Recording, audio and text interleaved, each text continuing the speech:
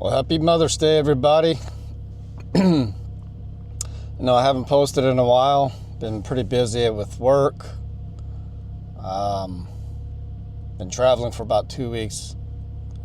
And now finally home and get to enjoy this car.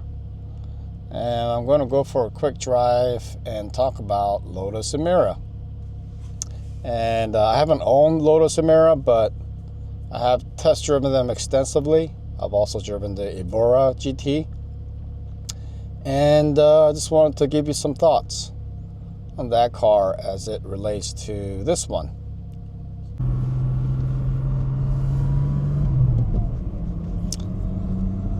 All right, so Lotus versus Emira. Lotus Emira. Let's talk about it. So before I purchased this Cayman GTS, I did have a tough time deciding between this car or the Emira. And so I've driven the Emira and the Evora GT quite extensively. And I'm going to just to kind of organize this comparison. I'm going to talk about what I felt in terms of handling, power, engine noise, steering feel, and maybe brake, and then just the overall sensation and feel of it. So as far as the handling goes, as you guys probably know, Emira has fixed suspension, doesn't have the adaptive dampers. It has, you can choose between the sport and the touring. And the only difference is, I believe, is that the sport is just 10%, has a 10% stiffer spring. The height is actually the same.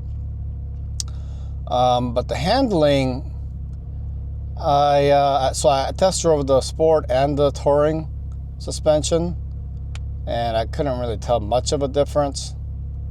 But the handling characteristic, it did feel somewhat similar to this car.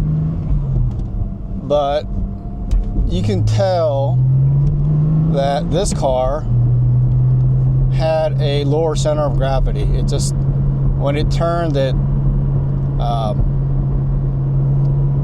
turned flatter. There was not a huge drama with it. But I'm talking about very slight differences, right? Maybe like, I don't know, 10% difference in how flat it is around turns. The other thing I've noticed is that this car, you can tell it rotates about its axis, whereas the Emira, you can definitely tell it's, you can tell it's mid-engine, but you can tell it's a little bit more rear biased, which it is. And you can tell it has a higher center of gravity in the back.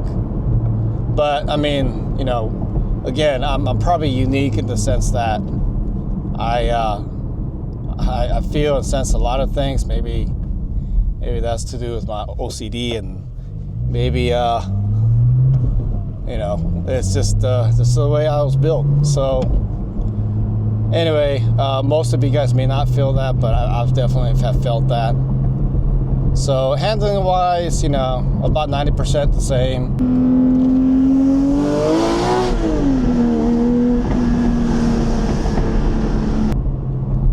And then as far as the engine noise, the engine, as you guys know, the V6 motor, supercharged motor in the Emira, which that's the only one that I test drove, not the 4-cylinder AMG.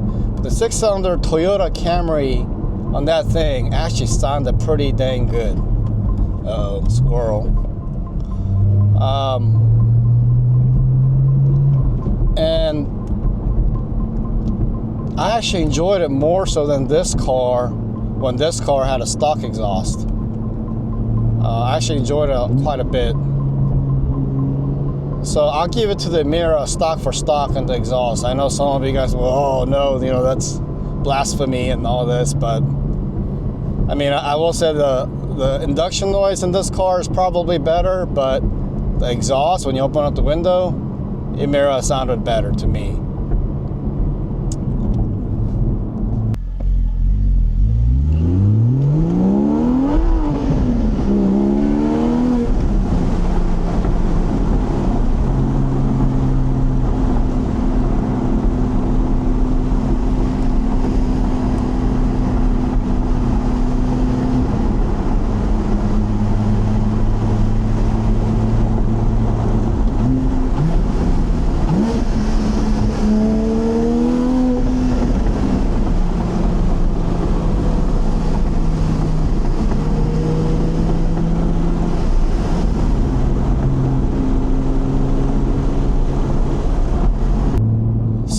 far as the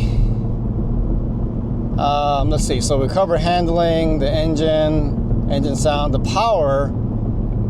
This car definitely felt a little bit, I felt a little bit more power in this car.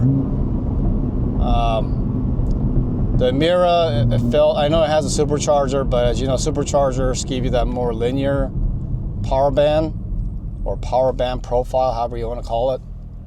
And low to mid end, it was a bit sluggish compared to this car. Of course, the V6 Camry motor or redlines at like, I think 6,800 RPM. So I was kind of a little disappointed with that because you don't have a big power band to start with. So you only have a, 2,000 RPM maybe to work with to get to the peak power band or peak torque. Whereas this car, as you can see here, the torque band's pretty fat. And that's one thing I like about it. So I feel more power in this car, but maybe that's due to the fact that it's also a little bit lighter. As it sits now, it's with the light exhaust, lightweight battery, it's probably 200 pounds lighter. So this car is probably at about 3,000 pounds, whereas the Emira is just over 3,200 pounds.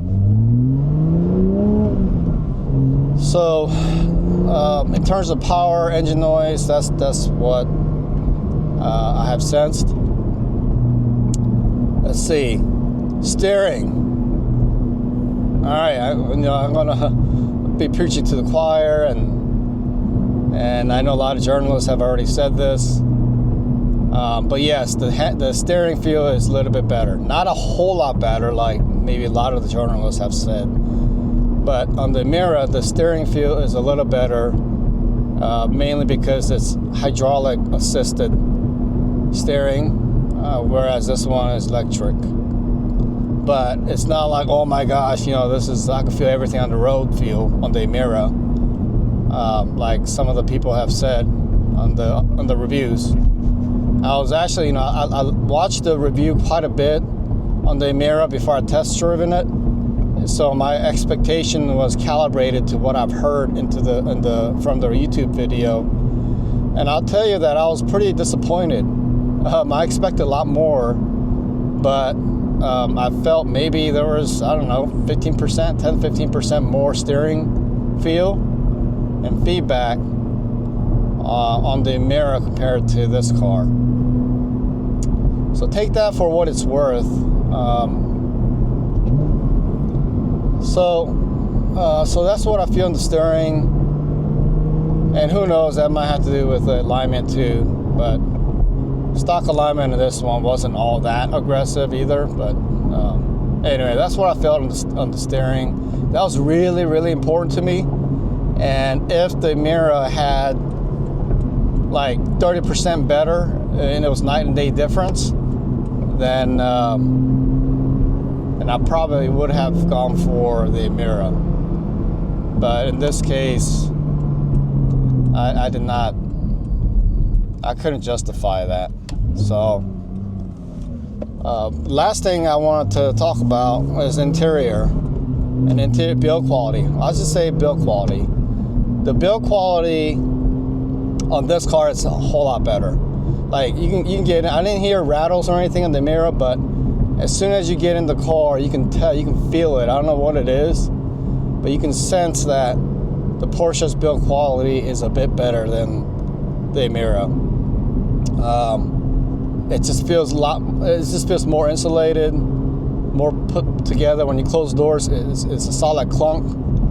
Emira, you can tell it was they cheaped out a little bit on the build quality, but I mean, I guess that's kind of to be expected for the amount of resource that they have to build the car, to keep the price a little bit competitive. But I don't think it is a $105,000 car based on the build quality, the V6 Camry motor. I think it's more of maybe a 75 to 80,000, which I think it was originally, until all this increase started happening with Porsches. And I think Lotus wanted to jump in on that, right? So they knew that the Cayman was its main competitor, and they've seen Porsche's prices skyrocket. And you know, I don't blame them for increasing the price. But you know, at the end of the day, would they have sold more cars if it was like 85,000? Probably. Would they have been able to support in terms of manufacturing capability and capacity? Probably not. And I think that's probably why they increased the pricing, because they're able to, and I don't think they can support high volume in manufacturing. So that's kind of my thought on the Emira. I'll probably do more review on it later. I'm just going for a quick drive. It's Mother's Day. Happy Mother's Day, everybody.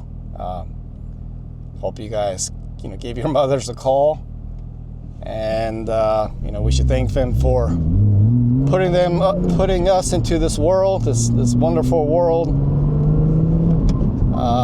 But anyway, I thought I'd just give you a quick review on it. So overall, that's why I chose this car. Besides the steering feel, which is only 10% better in my opinion than this car, everything else in this car is better. I'm sure there's a lot of people that'll disagree, but that's what I felt. And maybe in the future I'll do some review or comparison on the Evora GT, and I'll tell you my thoughts on that as well. But for now, I'll tell you this: I much prefer the Evora GT than the Emira. But anyway, happy Mother's Day, and we shall see you later. Take care, guys. Bye-bye.